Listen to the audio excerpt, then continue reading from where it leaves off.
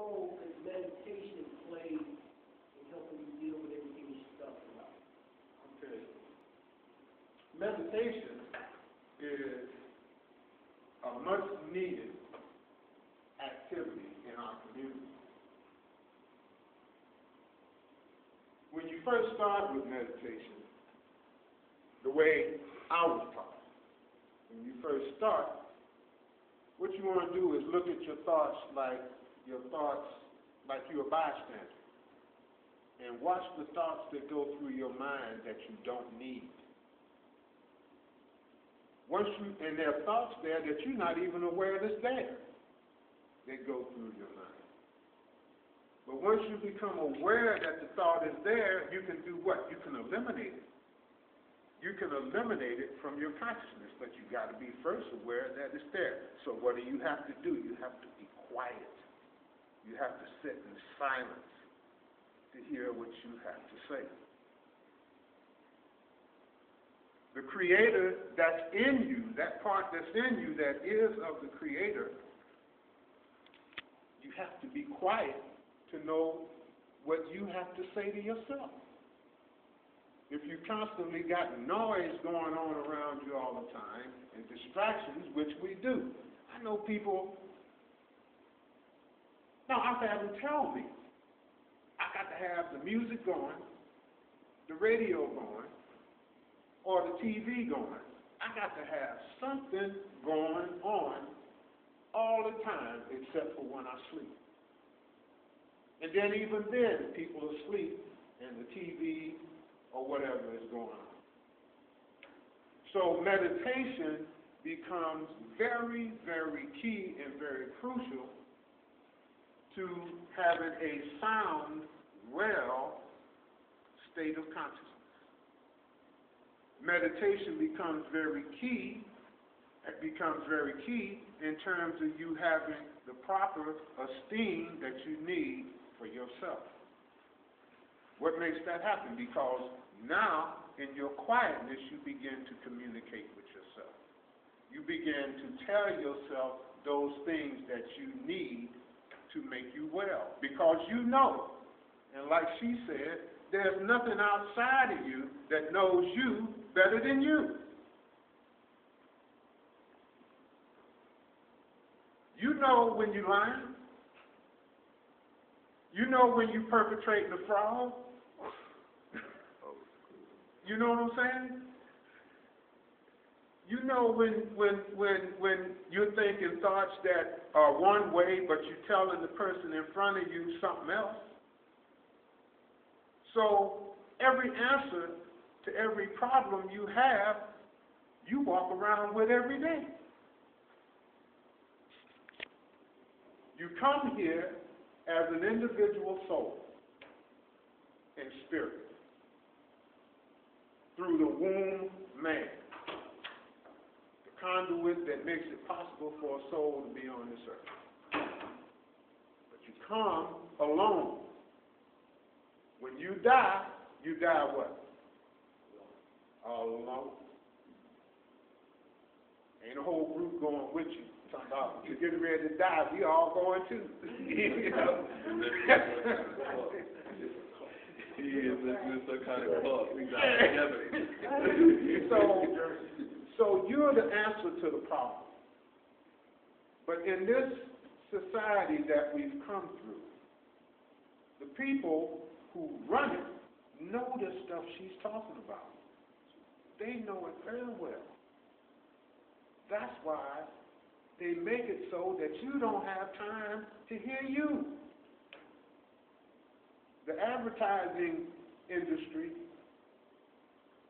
is, how can I say it? These people that make up these commercials and stuff like that, do all that, the advertisers and whatnot, these people are psychologists and psychiatrists.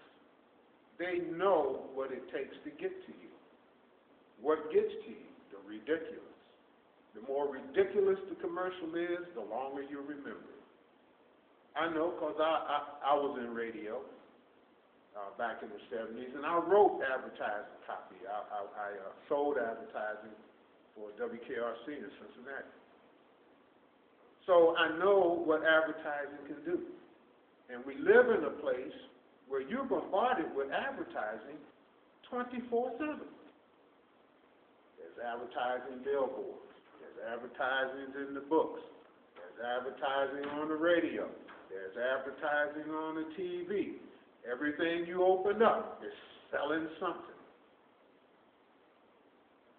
And what's the idea with advertising? The idea with advertising is to make whatever it is I'm selling so pleasing that you feel you can't do without it.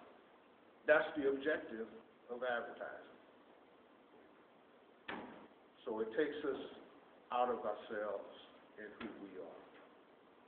So that means that we have to do things to make another life change in ourselves. If you look at TV all day, maybe that's something you need to take a look at. Why am I sitting looking at TV all day? So anyway, I didn't want to get on it. Start preaching. Any more statements or questions about what you saw today? Yes, sir. I was just going to say, it's funny what you said about advertising. A couple of weeks ago, what I've noticed a lot lately is anytime I see something that seems unrelated, I'll see something conscious, and I'll look back at something I saw, and I'm like, man, that's why I saw that, or that's why I read that. But a comedian was saying he was watching a commercial, and then it was like, a lady was like standing there all beat up and bloody. She's like, my husband beats me, I lost my job, I have heard this. He was like, dang, what's this commercial about? And then across the screen it said, got milk. He was like, what that had to do with what she was talking about? But your mind is going to think, why did that got milk? But you're thinking the whole time, milk. You think about milk. Well, the mind works in a way that your mind has processed everything in this room. Everything. Now, your conscious mind don't consciously go around thinking about it, but your subconscious mind has processed everything in this room that's visible to you. It's there. So, yeah, so the mind is like a sponge. Another reason we wanted to go through this is because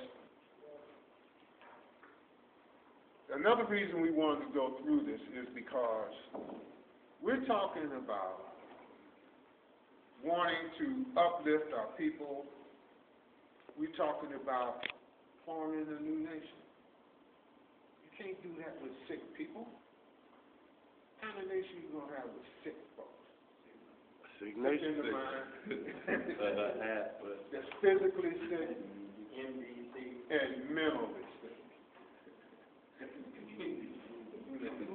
So we can't make anybody do the right things, but once this gets the information, at some point in time, it's going to snap. You're going to say, oh, yeah, I remember. You might not even remember where you got it from, but it's going to come back to the forefront. So we're glad everybody was here to get this. Yes, sir. Just a comment that he made a couple of weeks, that on in itself. Because of us being so bombarded, a lot of us in general seem to not listen to our inner voice. And have always listened to my inner voice, to the point now I say, if you get in a situation you want to go off your first intuition, because actually that's your inner voice. And if you notice how bad we're being bombarded, depending on what we're being bombarded with, it's gotten so bad, not just with our people, but in society in general, that people don't even know how to really tap into their intuition or their inner voice. You know what I'm saying? And this is definitely by design, and a lot of it definitely is even with a lot of this electronics and stuff that's floating around us, because we're talking about cell phones, computers and wireless, a lot of energy that a lot of people really don't understand being exposed to it. You know, because it's unseen energy, but it's having some kind of effect upon you. You know what I'm saying? So we talking about not only we know that the kids are being affected by it, but we also can see that the adults are affected by it. And just like you said earlier, basically, yes, we're damaged goods. You know, no matter how we try to dress it up. Bottom line, you know. I just wanted to say that since I've been opening up my mind and reopening my third eye to seeing what's really going on around me, things have been coming to me, and it was destined that I met the brother right here, and then made my way down here to Dayton because I'm from Columbus. So I'm from Columbus, and it was like me and my brother here, and it was like the whole DVD. It was like things that I've been listening to my